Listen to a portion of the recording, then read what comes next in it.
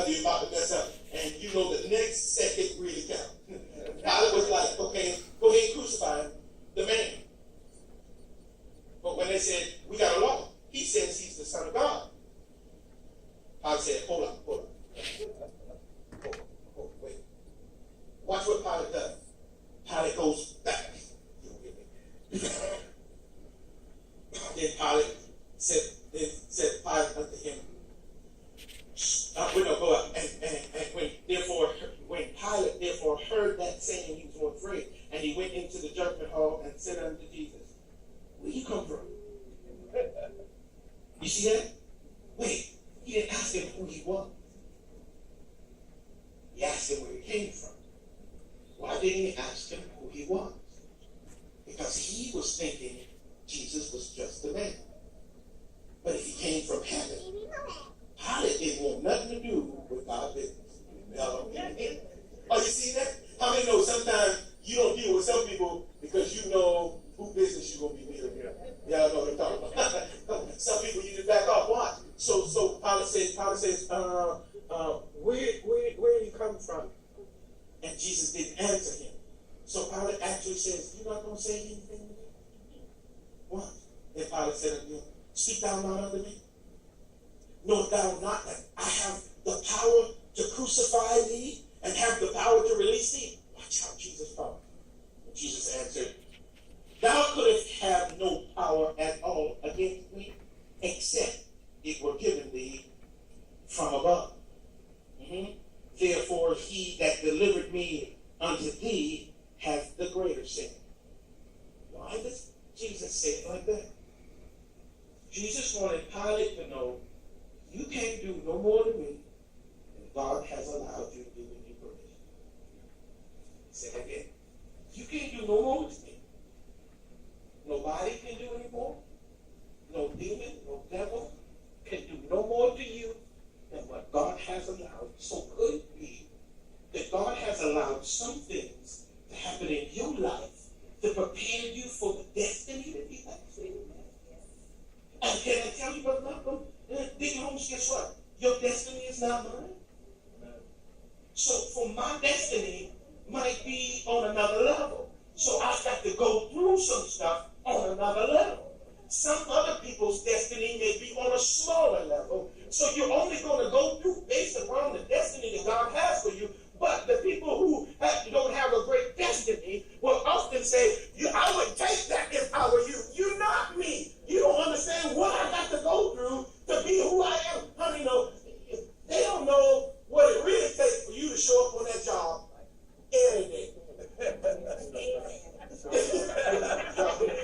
Every day. They don't know what it really takes for you to be you. You praying and you fasting and you laboring and you asking God, keep my mind. And then you do the song saying, Lord Jesus, will you keep my mind? Lord Jesus, sometimes you got to ask God to help you with your mind so you can just go into work to deal with some of them crazy folks that you got to deal with. And can I tell you, crazy has been ordained to be a part of your life to help you to help you to get to where you need to be. They're called what? Sandpaper saints. Amen.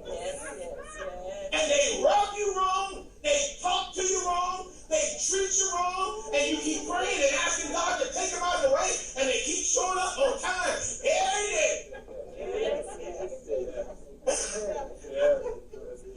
Can the church say amen? You got to understand it is a part.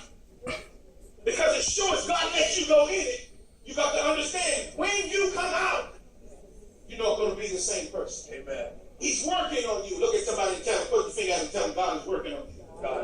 You got to understand that He's God let His only begotten Son go through it. You got to understand that you're not going through for no reason at all. God knows how precious you are to Him. Wait a minute, you ain't going to let your kids go through some undue or unnecessary stuff. You ain't going to let your kids be abused and misused by nobody. So what makes you think God going to let His kids do?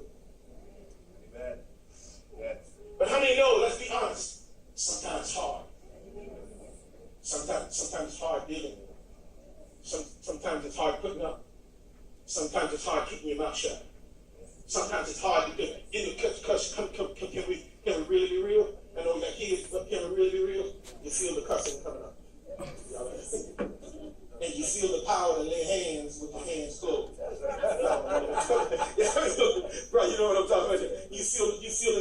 lay hands quickly, suddenly. But you bring it down.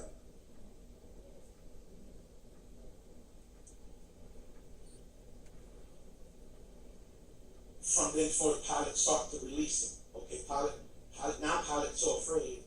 Pilate's trying to back y'all. Okay, y'all. See, I'm going to read this. I see it like a movie. Since he ain't answered me, and since I'm not sure, I'm going to let this man go. Y'all you see what it is? Because I'd rather not chance it that I crucify God's son. So what I'm going to do is, when Pilate thus heard the saying, he brought Jesus forth.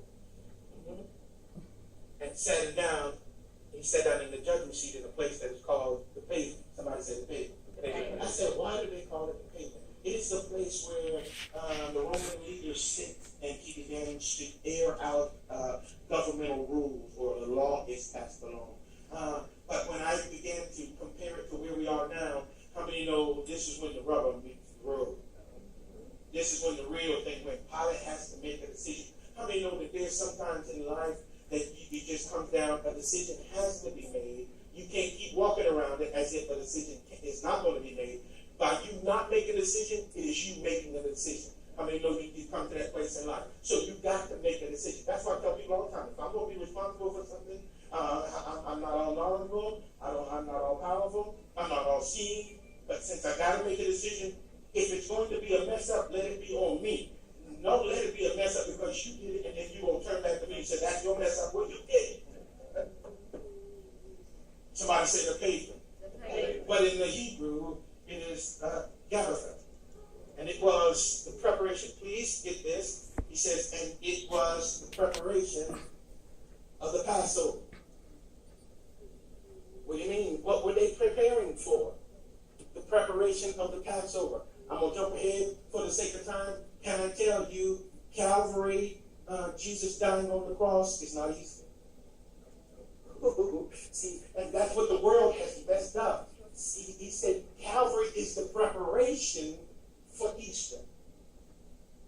We set in this. That's why we're so off. And that's why when you go off, that's why we pull in stuff that doesn't.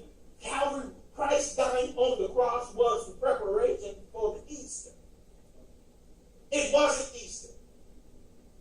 It's when the United States celebrate Easter. But can I tell you, the Jews celebrated Easter at the beginning of the month to the 14th. It's called Passover. Amen. And Jesus became what? The sacrificial lamb. You don't wait till Passover start to prepare the meat. Y'all, how many know you don't wait until the company comes over to start cooking the meal? Because you don't want the company sitting there wait. How many know what I'm talking about? So Jesus being the sacrificial lamb was the preparation. Somebody say preparation. For Easter. So what we should have been celebrating is preparation. Not so much the emphasis on Easter of Calvary, because Calvary is not. Why? Because I'm about to take you somewhere and I'm going to show you something and I'm going to close. Watch this. And it was the preparation of the Passover, about the 6th hour. You're going to need to remember that. Why? And why are you going to prepare it by the 6th hour? I'm about to mess with you. Because remember how when Jesus hung on the cross from the 3rd to the 6th hour, you got to understand why did the meat have to be ready by the 6th hour? Because the Jewish day starts at 6 p.m. And you got to have the food ready before, say it again, before 6 o'clock. The Bible says, study to show yourself approved. And what's happening in America, we're doing our celebration and all this stuff, and we're making it something that it's not. And we wonder why we have gone astray. Because we're not doing it the way God said do. You prepare the meat before 6 o'clock. Why? Because when we were there, you don't cook on Sunday, do you? And they walk here. Can I tell you something? Snicker ball. You ain't going to find a Snicker ball on the Sabbath. Am I telling the truth? You ain't going to find chips on the Sabbath. They got stuff with rats, with, like, in America, when we had the ordinance on Sundays where there's no liquor to be sold, and they used to put that long red bar across the refrigerator door in the convenience stores. And they covered a whole rack, potato chip rack, you can't get into it. Snickers, you can't get nothing. Why? It's the Sabbath. And if you're going to get it, you got to, if you're going to get it, you better get it before Sunday. But America waits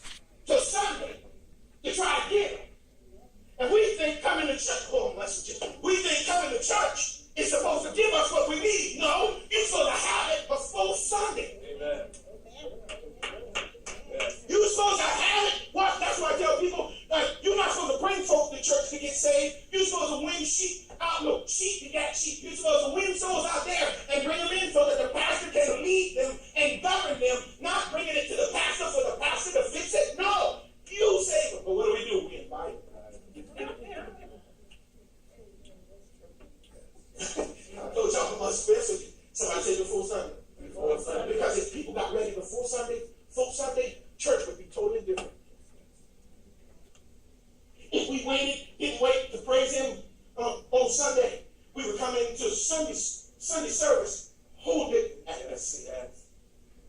But we wait to get it on Sunday. We wait to say that show that we are a Christian on Sunday, when you need to be showing that you are a Christian before Sunday comes. Are y'all seeing this? Yes. So let me help you guys. Gotta go.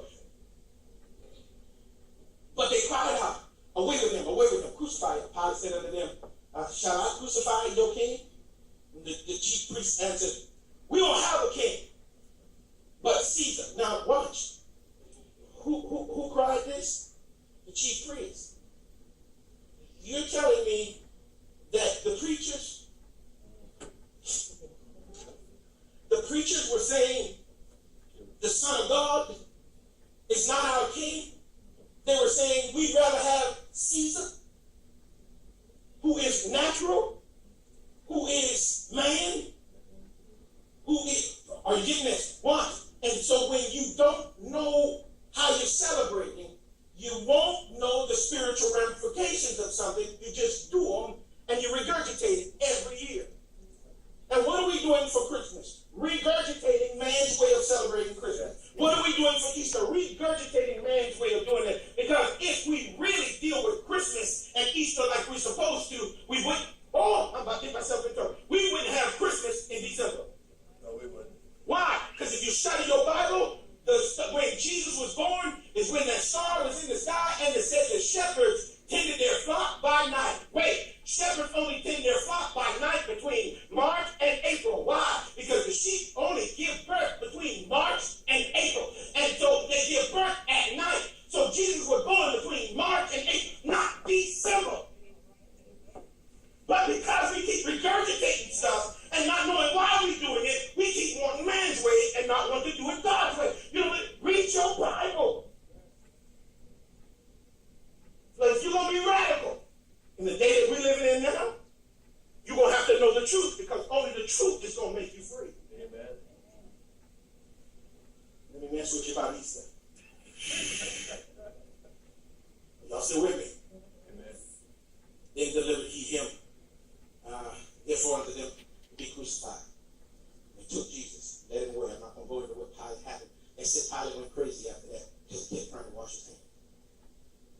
His historian said that he recognized that he had the blood of Jesus on his hand.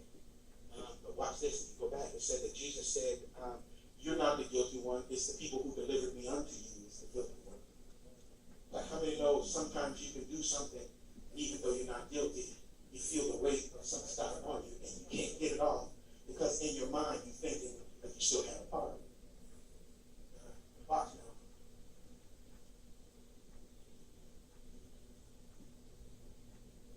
Then delivered he him, therefore unto them to be crucified. He took Jesus and led him away. And he, bearing the cross, went forth into a place called the place of the skull. I don't want to go there, that's another message, which is called in the Hebrew Golgotha. I don't want to go there.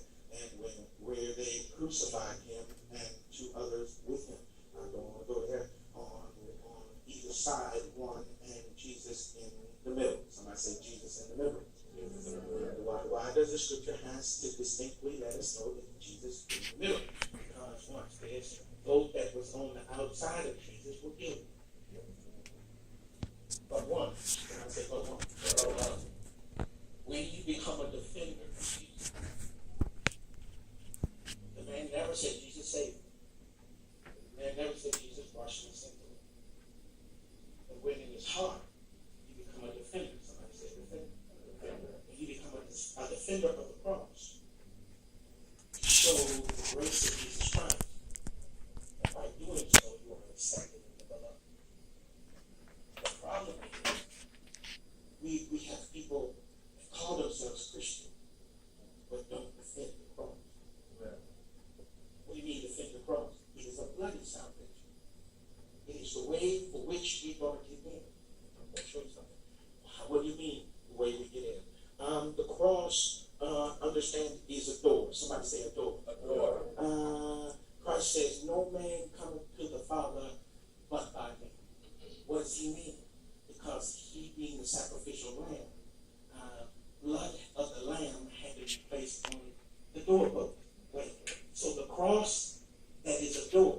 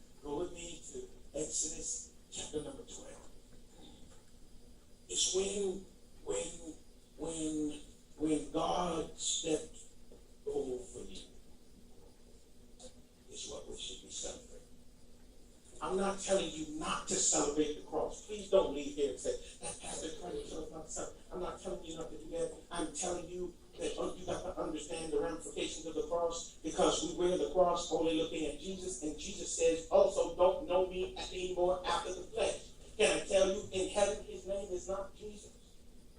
His name is the Word. Wait, but why does he want us to celebrate and remember the cross? Because he wants you to remember that you are the cross. Why? Because he says, any man that come after me, watch what he says, let him first deny himself, like Jesus had to in the Garden of Gethsemane. And he said, then let that man take up his cross and follow me. Right? Why does he say that? Because there is a walk in your life that you are supposed to carry. And you got to understand, failure to carry will keep you from getting in. Amen. Why? Because it's the door. The cross for Jesus was the door home. The cross for us is the door home. But the blood had to be applied to the door to get in. Follow me? So wait a minute. So if I reject the door, how am I going to get in? He says, even the day that you hear my voice, harden not your heart. When you hear Jesus knocking at the door. What do you mean the door? When Jesus starts compelling you to change the way that you live, and change the way you walk, change the way you talk, he's not trying to jack you up because of your life and to keep you from doing stuff. He's trying to get you in. Amen.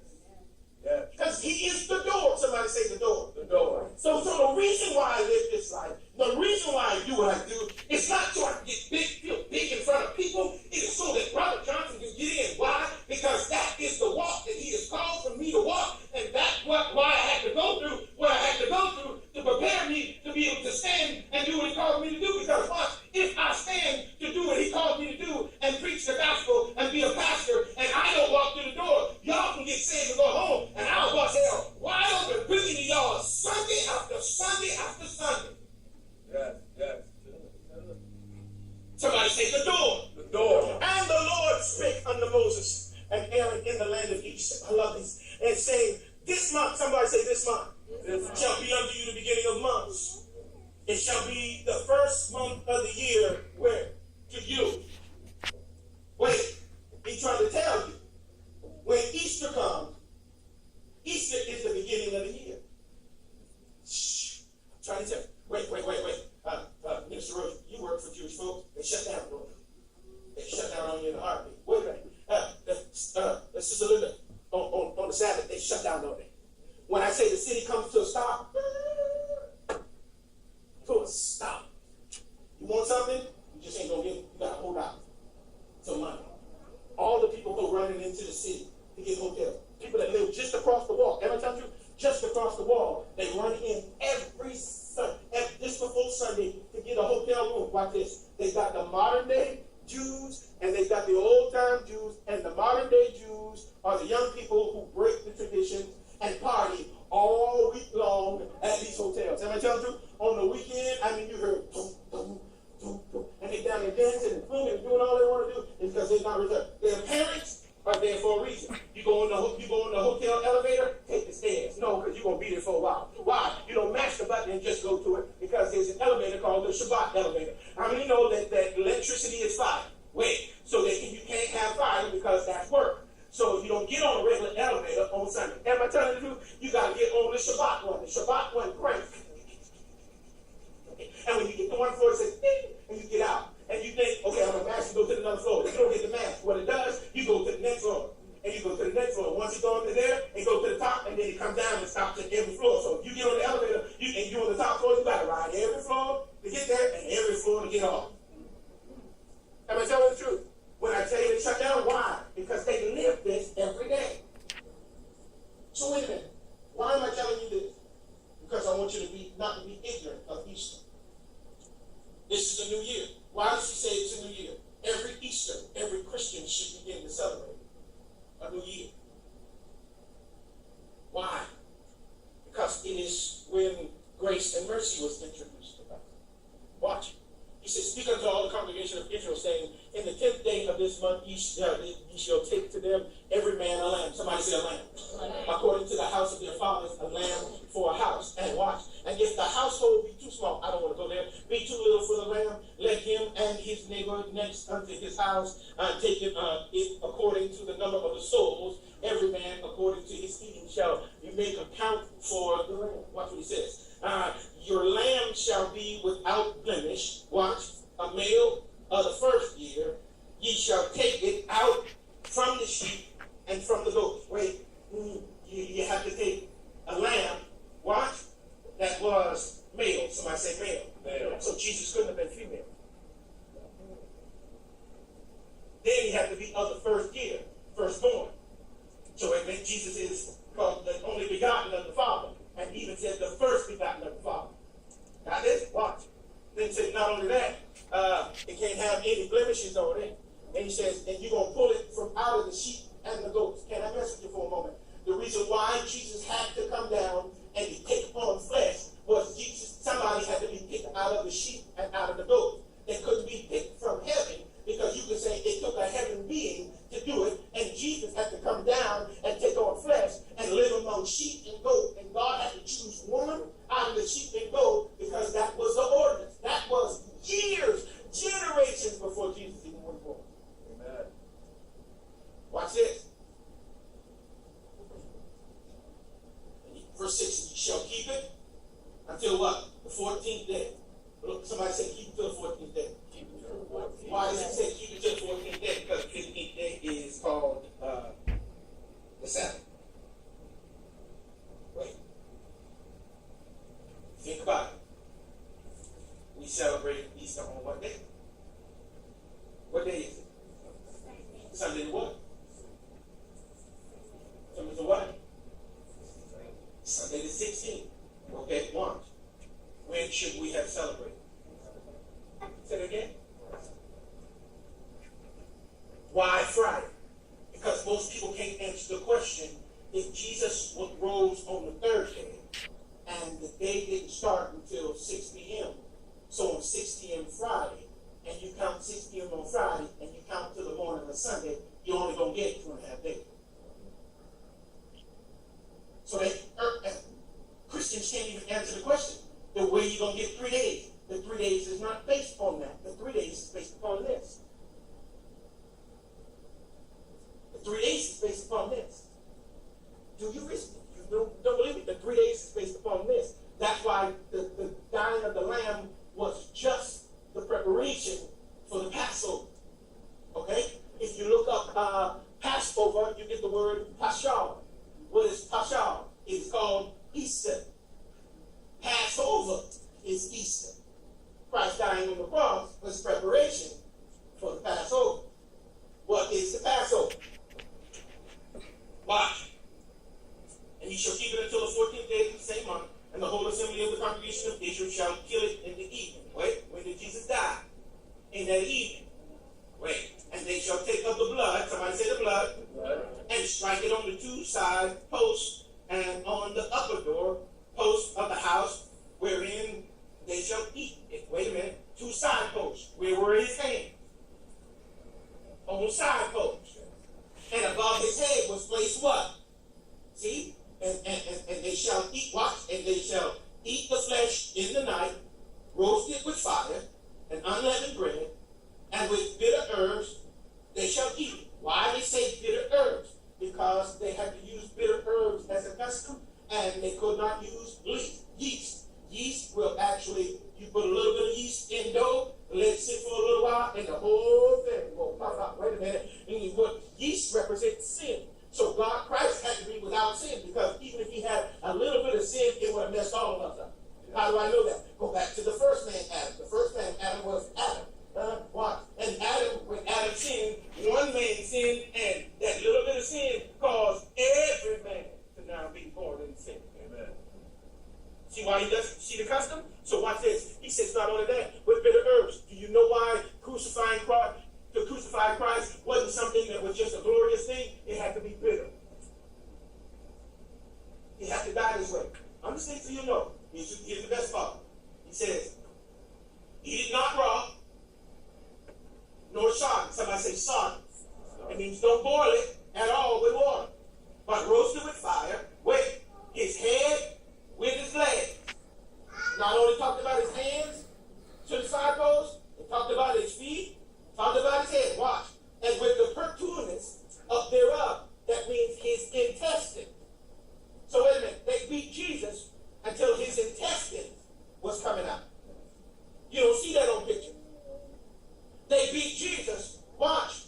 And if you go back to the last scripture we were in John, they beat Jesus until they stripped off the purple robe, and he had some linen cloth wrapped around his protuberance and his comely parts.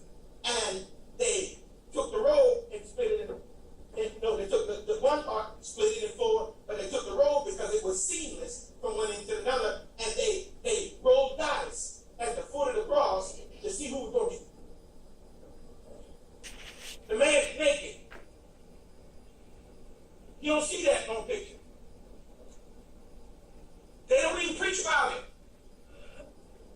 They stripped the clothes. Why? Because he had to pay the price for shame. He had to pay the price for nakedness. Wait a minute. What nakedness? Go back to Genesis when Adam ate and Adam and Eve hid themselves in the garden. What did Jesus say? Jesus said, God said, Adam, where are you? He says, I was naked and I was afraid and I hid myself. God said, who told you you were naked? Wait a minute. Were they naked before they ate? And didn't have a problem. How are you eating a piece of fruit? Y'all don't hear me. Don't expose your nakedness. That doesn't expose your nakedness. Sin brings shame.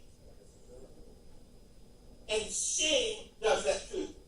So Christ had to die not just for my sins, but for my shame. And if the first man was naked, for God, Christ to pay the price, Christ, Jesus, the last man, Adam, had to be made naked on the cross, and he's naked. How would you handle, mothers? How would you handle not only your child going through all of that, but on top of all of that, now he's naked and you can't do nothing about it. Because life comes to strip you of some stuff, and for the shame of the stuff that you've gone through, Christ paid for that price. Watch, understand this, but something happens. Thus you shall eat it, and ye shall let none of it remain until the morning. That which remained of it until the morning, you shall burn it in the fire. Somebody say, leave nothing behind. Watch this. And thus shall you eat it with your loins girded. I might be able to show y'all this. Your shoes on your feet, your staff in your hand, and you shall eat it in haste. It is the Lord's, Passover. So nobody can say, this man was preaching this ill-gotten stuff in the church. Let me turn on the Greek and Hebrew. I want you to understand something so you can see it for yourself. Go back one. Passover. Pika. What does it say? Passover. Offering from Paka. It means to hop or to skip over. It means to limp or to dance. This, he says, this is the time that I'm going to overlook what happened. Passover is the time that God overlooks what happened. Wait, go back. And thus you shall eat it with your loins girded about. How many somebody say your loins girded about? It is a Hebrew term. Watch this. They take a tunic. A tunic is that white thing that they wear under a robe. And they wore a belt. If you talk about the armor of God, it's the belt. What they would do, watch me closely. What they would do is take the back part of this, pull it up between their legs, and tuck it in their belt. Why? Because how many know if the police get after me in this, the police don't catch me?